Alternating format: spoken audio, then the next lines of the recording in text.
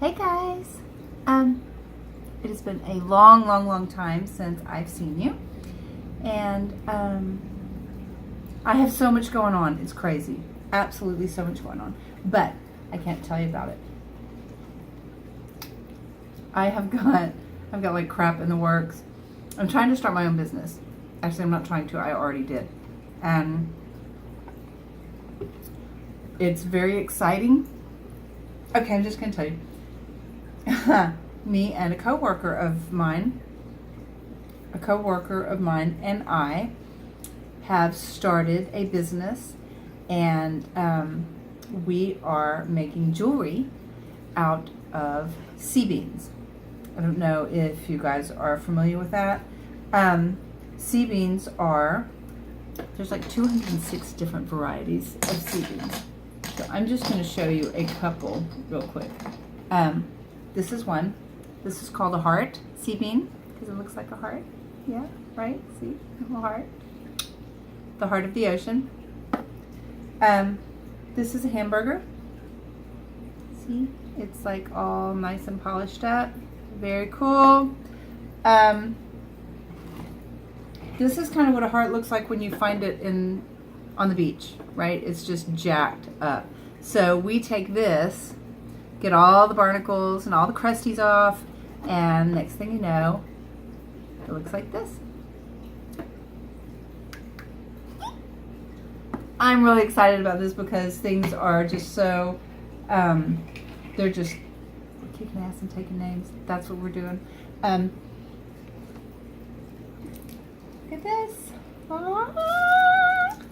What do you think? These are like all kinds of crazy, awesome, amazing necklaces that we've made with all of our sea beans. And the cool thing about this is that all of these sea beans that we're doing all of this stuff with, we found on the beach.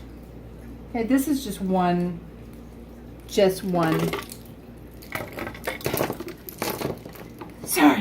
I just had to show you that because I'm super excited. But yeah, all of the stuff that we're making is it's made out of the sea beans that we have collected, or in addition to, we add other stuff to the necklaces. A lot of times things that we have found or we've scavenged from other jewelry that we've taken apart and put together, which is pretty cool. So yeah, that's the name of our business, Scavengers. How cool is that? I love it. So yeah, if you're interested in purchasing one of our necklaces, just hit me up. Majority of the necklaces are going to be about $25. So I'm not using this.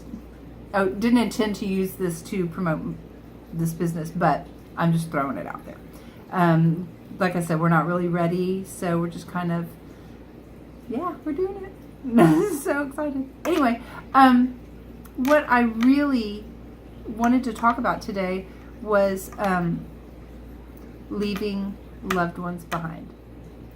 It's kind of a hard subject because I know that I've had to do it on more than one occasion, and it sucks.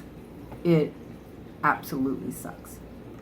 And I don't mean leaving them behind as in they have died and gone on.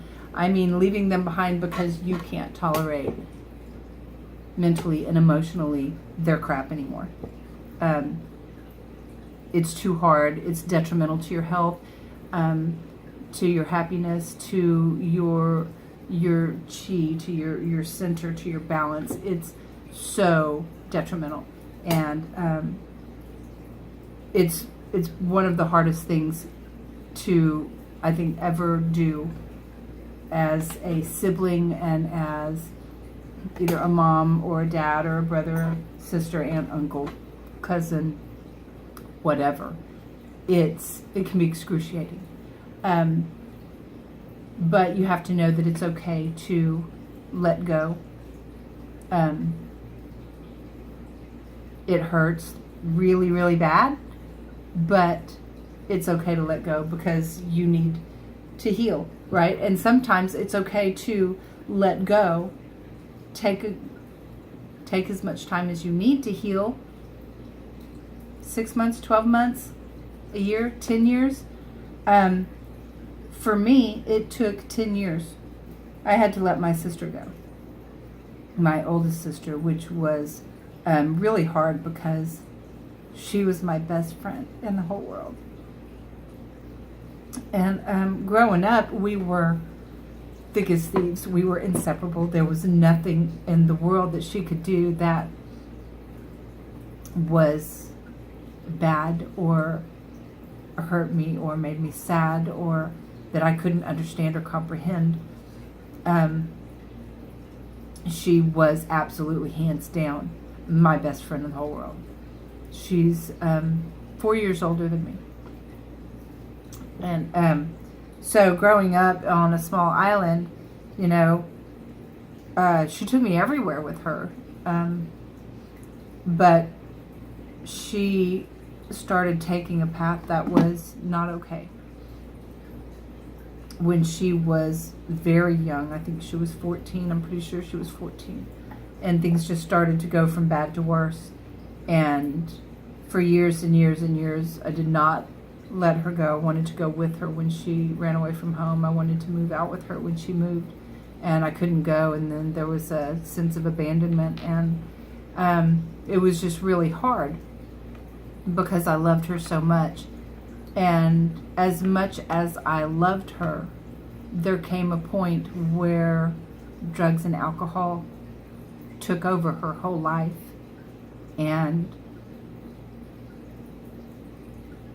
for my own mental and emotional happiness and well-being, I had to cut her off completely and not talk to her. And it was hard because she would come to my job and they would tell her that I wasn't there on my request, and that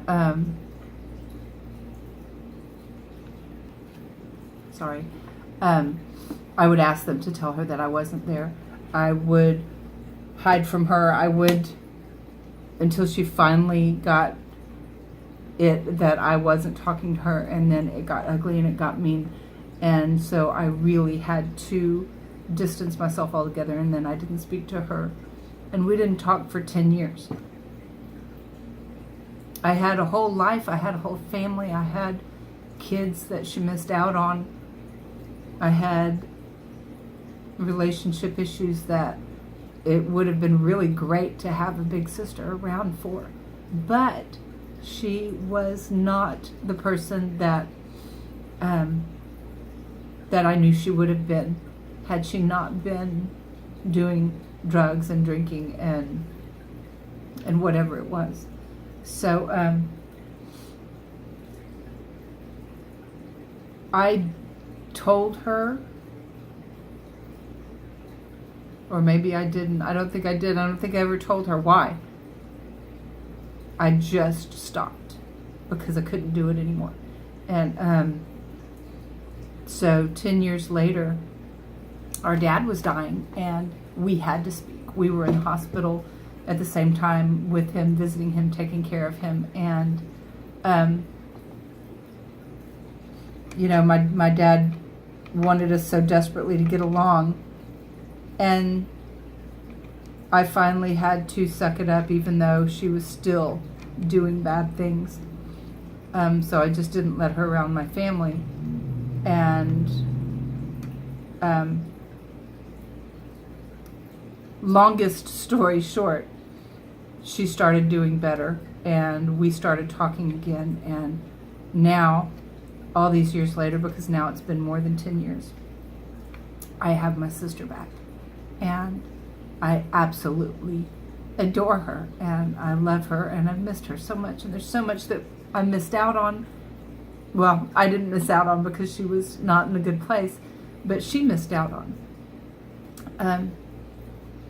But I needed that space. I needed that time to heal, and I think she needed that time to understand that I was not not going to let her do it to me anymore. I was not going to subject myself to bad places and bad things and bad people, and including her. And it's hard. It's so hard to let go. But it's very, very necessary. So if there's that somebody in your life that you don't want to let go of, that you love desperately, you have to know that it's okay, and you can take that leap of faith, and you can let go,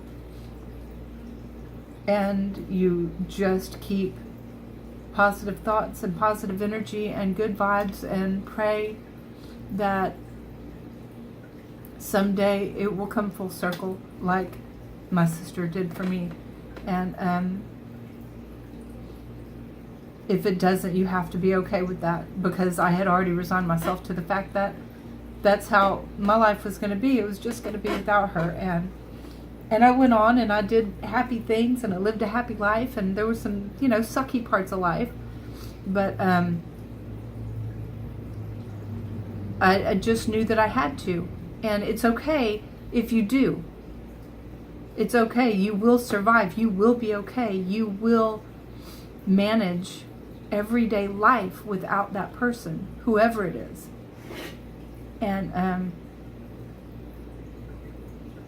it just kind of, it's like a death. You have to go through a grieving process, and just know that you can come out on the other side okay, and better and stronger. And if that person comes back in your life, you will be able to make better choices, make good choices, and still be able to walk away if things go bad again. So, I'd never stopped loving my sister. I was very angry at my sister for a very, very long time. But I did finally manage to be okay with it all. And you can too. If there's somebody in your life that you have to let go of, it's going to be okay. So I hope that helped. Sometimes just listening to somebody else's situation maybe makes it better. Makes it not better, makes it a little more understandable. Never better, never easier, just a little more understandable. So I love you guys. I hope that you have an incredible day. Just know that you can do whatever you put your mind to and whatever you put your heart to. You don't have to stay guarded, but you do have to be smart. So remember, you are in my thoughts, you're in my heart, you're in my prayers. God bless.